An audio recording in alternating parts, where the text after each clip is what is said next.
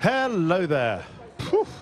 That was a race, wasn't it? Welcome to the Austrian Grand Prix race notebook. And it was really a race of two races, if that makes sense. It doesn't make sense, but it helps you understand everything that happened at the front and with Lewis Hamilton. So the first race we had was between Lewis Hamilton and the Ferraris of Kimi Raikkonen and Sebastian Vettel. And that was the way that was going to play out, was that Lewis was going to do one stop because they knew Ferrari with Sebastian Vettel and Kimi Raikkonen were going to do a one stop. And in fact, I've just had it confirmed from Ferrari that they were just going to do the one stop, which they did, of course, with Kimi Raikkonen. And with Vettel, they were just going to do the one stop. So Mercedes were doing the right thing when they let Hamilton's buffer to Rosberg go from 25 seconds to 20 to 19 to whatever it was. And then when Lewis Hamilton came out, he was behind Nico Rosberg. So when they allowed Rosberg to undercut Hamilton, they were doing the right thing to be successful in race number one. But that wasn't the race that we had. We had race number two. And that meant, of course, that for race number two was between once Ferrari imploded and exploded. In race number two, it meant that Lewis Hamilton was obviously rather miffed, and that it meant that they had put him, effectively their decisions for race number one had put him at a disadvantage to his teammate who was starting well behind him on the grid. Let's not forget Lewis Hamilton was on pole position ahead of him. And when they made the second stops, why that Nico Rosberg maintained his advantage. So that's what we get. We always get a funny race around here in Austria, don't we? So I can just tell you quickly why everybody was booing Lewis Hamilton on the podium. I've just checked with the fans down here who are still sticking around, and they've told me that they had a commentary coming through the speakers. And now that Formula One's nice and quiet with these quiet engines, they can actually hear trackside commentary. And the commentators were completely of the opinion that it was Lewis Hamilton's fault. Yes, some of the supporters around here are German, some of them are Austrian, and some of them are Nico Rosberg fans. But a lot of the other ones, according to the commentary, according to the commentators, that the commentators were blaming Lewis Hamilton. So maybe that's why they did this. I like the Lewis U Shamrock. Is this true that on the circuit commentary were they saying that it was Hamilton's fault? No, I don't think so. And it wasn't Hamilton's fault. It was Nico's fault again. No race. Okay. All right. Yeah, you have to see the replay. Okay, all right. Well, that goes against something that somebody else told me. But there you go. I guess everybody will have their own opinion. So Rosberg did have a brake-by-wire failure. The brake-by-wire system went into passive mode. So he was really critical on his brakes. But as we've established, Rosberg didn't actually turn into the right-hand corner until before he collided into his teammate. So Mercedes, in explaining race two as to why they didn't allow, or why Lewis Hamilton wasn't able to use the strategy to overtake Nico Rosberg in race number two, as we've just explained it, they say that he didn't manage to do that because he messed up the outlap from the undercut. And that Paddy Lowe apparently said that. So, but of course they didn't give him 2 laps of the undercut to make amends on the fresh tyres and get strategy, track position in front of Rosberg. But bear this in mind, everybody, and we're trying to be, as fair as we can. In this pit stop, in Hamilton's pit stops, he lost 3.3 seconds cumulative time to Nico Rosberg. So bear that in mind when you think about where they ended up at the end of it, and making those 2 stops compared to Rosberg's total time in the box. Hamilton's total time in pit stops today was 3.3 seconds slower than Nico Rosberg's time as well. As you heard, Lewis Hamilton said that Nico Rosberg, I didn't crash, I wasn't responsible for the crash. Nico turned in on me, but I thought it was interesting, this other ridiculous thing with the radio restrictions, that they can't tell the drivers now that they've got these impending, or what to do with these impending brake problems. There you go. Thank you, Bobby. So I think that's pretty much it. Lewis Hamilton first, Nico Rosberg fourth. we'll see what the stewards decide, whether there's going to be any demotion or anything, or it would probably just be a reprimand, I'd imagine, for Nico Rosberg, because they tend not to penalise blue-on-blue, team-on-team incidents. But we'll see if they want to make a thing out of it or not. Wow, there's some dusty electronics down there, and it was a dusty race altogether. They're not blaming Pirelli yet. We'll just keep our distance because they tend to get a bit jumpy, do Ferrari, if we go too close, Bob.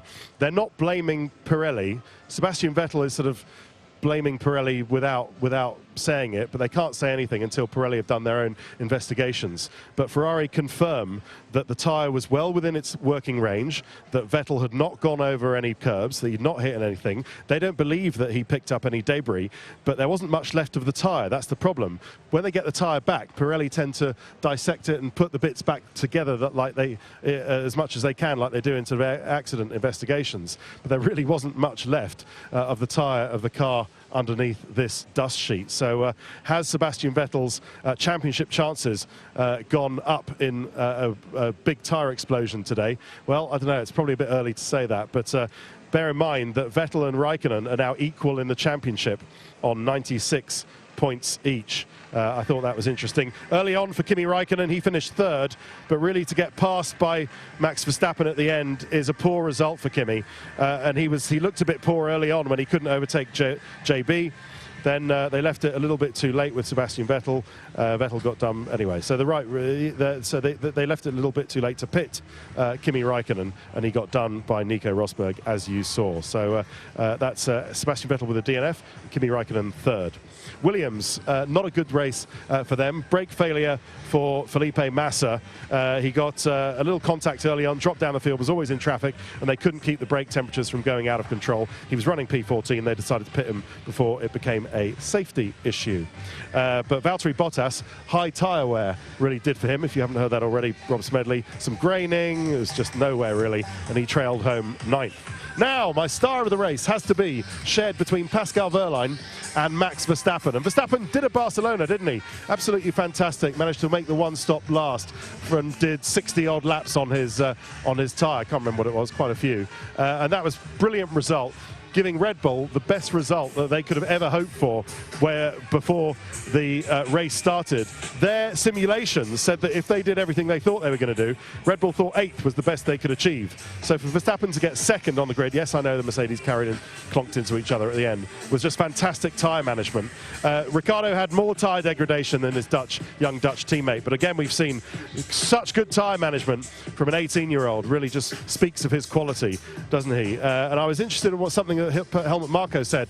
He said that we have very good live tyre management programs, software, and programs going back into going back to the garage. So that really gives you a clue as to how Red Bull are achieving these fantastic feats as they do, that Verstappen is doing on their tyre wear. They've got great tyre management. Don't know what it is, infrared cameras, or I don't know what it is. Anyway, they're doing something very clever, which means that they can get these results like in Spain and here. It didn't help them in Baku, but then Baku was a slightly odd race.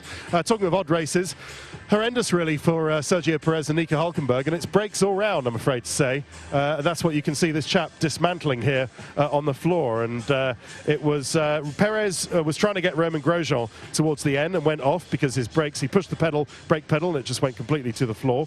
So it was really critical brakes for Nico Hülkenberg as well. Perez didn't finish. He ended up in the gravel trap, as you saw, but he actually was classified 17th. Hülkenberg was a DNF with brake failure as well. But a terrible start for Nico Hülkenberg, having started second on the grid, went down to 4th and then went down to 6th. Then he sped in the pit lane and had to get a 5-second penalty on top of his second pit stop. They tried not to stop again and keep him on the soft tyres to the end and just add that 5 seconds. They would have added it to his race time. Obviously, it's less of a hit, but they couldn't manage it, and then in the end they had to retire him with brake failure. Let's move on to Renault, and a better day for Jolyon Palmer, and that cheers my heart because he's had a horrible time and he still doesn't know if he's got to drive next year, whereas Kevin Magnussen does think he's staying here next year. But much better for Jolyon Palmer. He finished 12th, Kevin Magnussen 14th, and Jolyon said the car was okay, better than recently, and he could have been in the points had his luck worked out slightly differently under the safety car. But great, good stuff for Jolyon Palmer. So I hope points are not far away, perhaps in Silverstone in a few days' time. As for Kevin Magnussen, he had a fight with Wehrlein and was weaving. We saw that slightly naughty and got a 5-second penalty for it. But it didn't drop him a position, actually, in the final analysis. He finished 14th, even with the penalty. So this is the dust sheet of Danny Kvyat's car. They don't think his DNF was anything to do with him changing the chassis early on. They think it's some kind of mechanical problem with the suspension or with the transmission. But anyway, it meant he couldn't go on. But for Carlos Sainz, that's a DNF for Danny Kvyat, and man, his season doesn't get any better. But a DNF for Kvyat, but a load of points, well, some points for Carlos Sainz. 8th position and a good recovery after yesterday. He pitted under the safety car. He was P7 at the time, but of course, because everyone was being brought through the pits, once they changed his tyres, they had to hold him in the pit box while everybody came past. And that meant that he was P17. Sainz was P17 after his pit stop. So he fought back to P7. So that's to P8. So that's a great result from Carlos Sainz. And he is just a classy young driver, is he not? But we kind of already knew that. I love the way the pit walls just fold down like that and pack away and then split in two as they get transported to Northamptonshire. Sauber, bit of a disappointing result for them after Felipe Nasr was running so high for so long in the pits. He had a great run to lap 44, but then he put onto the super soft, and the super soft tyres didn't really work for Felipe Nasr, but he dropped down to 13th in the end. Marcus Ericsson was 15th on a 2-stop. He didn't really have the pace on any tyre he was running today, but he ended up doing most on the soft tyre after one stopping, I think Ericsson did, but he didn't have pace on the soft tyre at all, so that was really a bit disappointing. You see the little pebble dashing that happens to all of these cars, all of these noses. That's why they need to be. Man, look at that nose cone. The whole thing's really pebble dashed, isn't it? Blimey. Got chips in that. You've got to strip that down, repaint it. I hope they got the money to do that. Well, they have, apparently, this new investors. And Jenson Button, fantastic result for him. Well done, JB. Really played a bit of a blinder today for P6. They both came under the safety car. Both 2 stopped, actually, did the McLarens. But great drive from Jenson from that high position. I can tell you that it was 18...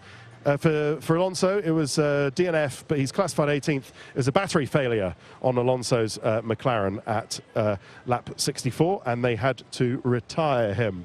Which brings me on to another star of the race, quite a few stars of the race this week, and that is Pascal Wehrlein. And Manor Mercedes have a point that they so richly deserve. We're going to do a bit more with them in a second, but after reversing from the wrong box on the start, something that I was watching Charlie Whiting, the race director, on the pit gantry, and he was just shaking his head. He was watching Wehrlein. So Charlie delayed pressing the button to start the race while he let Wehrlein sort himself out. And it's a weird mistake to make, because they've now got these light boxes which actually say where you should start.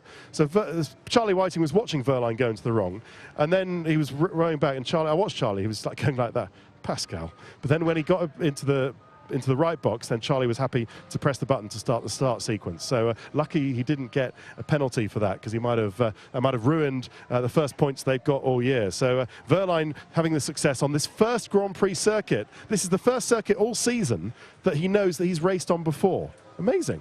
I guess that's what happens when you do DTM.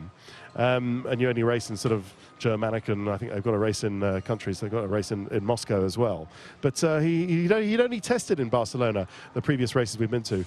He hadn't actually raced there before he went to. So the track he really knows. Wehrlein is showing that he is that young star that we all know he is. And congratulations to Wehrlein's Welsh race engineer, Ed Regan. So not only are they doing brilliantly in the football, and long that may continue, but they're doing well on the racetrack as well. Rio Haryanto finished 16th. He had a race-long problem with his MG UK. He had a bad start, and he pitted under the safety car as well. Another person who had a bad start was Esteban Gutierrez. Dropped down quite a few places, and his tyres went off after the second stop, but he still finished 11th. And the good news is that Haas F1 are back in the points. Romain Grosjean, even with a penalty, 5-second penalty for speeding under the safety car in the pit limit, gets 7th place, back in the points. He'd always planned one stop, lucked into the safety car once again, stopped on lap 26 and went to the end. So well done, and that's it from me. That is every driver's Austrian Grand Prix reviewed. So this part of the program, we'll see you at Silverstone in a few days' time. Ta-da!